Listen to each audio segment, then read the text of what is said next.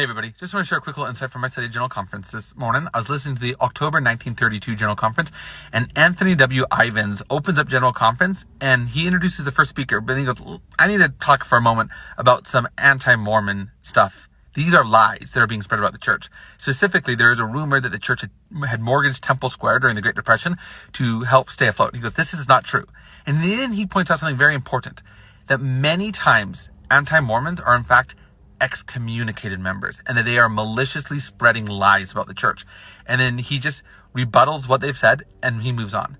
And I thought this was so fascinating, because if we fast forward 90 years, this is the exact same thing we're facing today, is excommunicated members are oftentimes the loudest voices who are critical of the church, and they're oftentimes critical of the church over finances. And just like back in 1932, they are often lying. If not explicitly, they are lying by withholding information. They want you to feel like something is crazy. For example, one of the most common lies about the church, and I'm trying to get people all riled up, is the fact that the general authorities, the full-time employees, the people who've been expected to quit their job, are being paid by the church. Like, the workman being worthy of his hire. Gasp!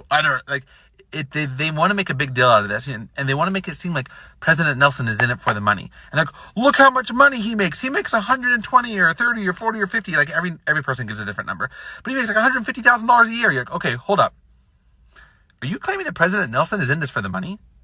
This is a man who was a heart doctor, who could have easily been making $500,000 back in 1980. And he left that to work full-time. 11 months a year, full time.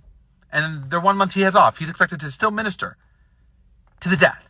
He's expected to work, no retirement, till he dies. So he took a 80% pay cut to work full time.